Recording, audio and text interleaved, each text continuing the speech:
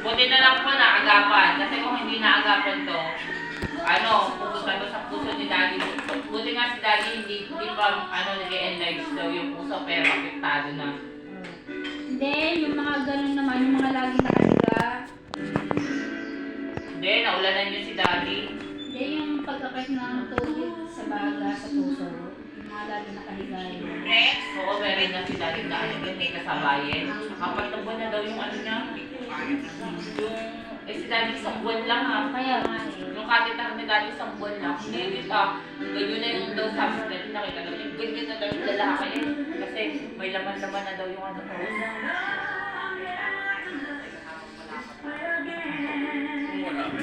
Siguro hindi yun kagaya ng sabi yung napayuhan na dapat naka 45 degree yung tapos konti lang yung tubig na iinom. Diba nga, yung doktor pa nga nagsabi, pwede na natin i-flat yung higa si Daddy. Oo, parang daw masana. Eh, hindi naman pala pwede. Buti na po yun. Buti na lang, sinabi ni Tio Hildo yun, na bawal daw yun, wag daw mahihiga eh.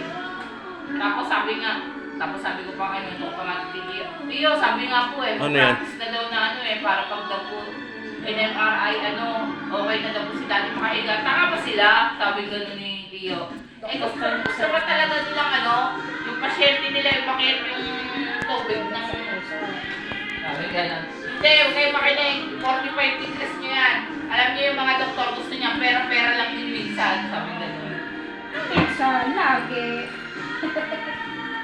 Hindi lang minsan. Kaya alam ko yan kasi siya, ER nurse di ba? Uwi na yung March, Leo. Nagsisimula na si Edwin? Ha? Tatrabaho na din? Matagal na nandun si Edwin. Saan siya? Anong department? Hindi ko alam. Pero matagal na nandun sa Anong department kaya Bago pa si Tia pumunta, nandun na daw si Edwin. Last year. Last year, November 2020 pumunta yun. Ay, 2020 pa si Tia pumunta eh. O di siguro, mga January. Susunod na to si Nandro. Hindi. Saan daw pa kailangan kayo nandun na experience, mag-a-ICE pa na. Mga 2 years pa na dito si Gemina. Doon saan ba nag-ano si Edwin? Dito na doon? Saan? Doon na siya kumuha Dito! Hindi ka makakapasok mga ng Amerika, hindi ka makakuha ng ICE. Kailangan mo ipasa yun. Dito pa kayo nag-exam? Dito. Ayun daw, tapos sabi nga ni Tio kay Kuya Minandro, kayo sa akin ni Yamin. Dito daw sa Manila magtrabaho, then private or public, tapos isabay na rin daw yung pagre-review ng ICE.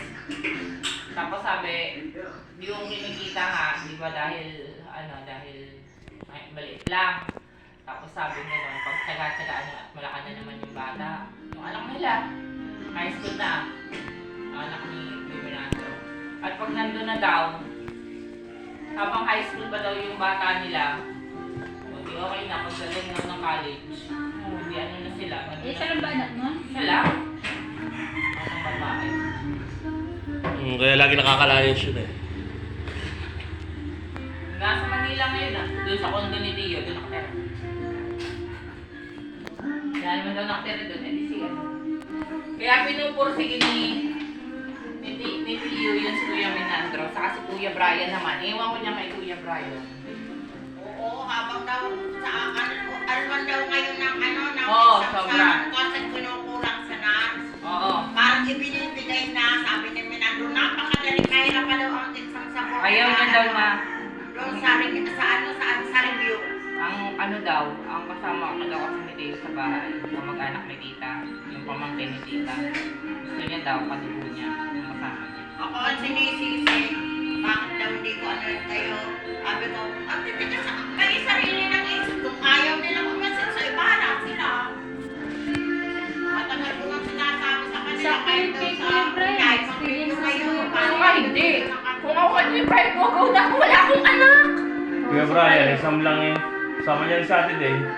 Wala Dalawa siyang sila anak. mag-ayit doon. Hindi, una muna siya.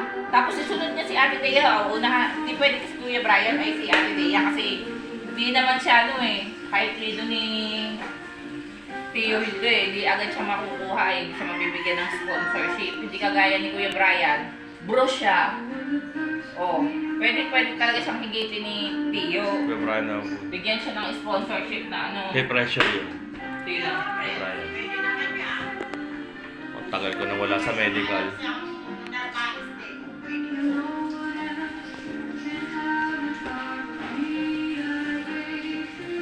Ilang taon na kasi SM, 15 plus ngayon.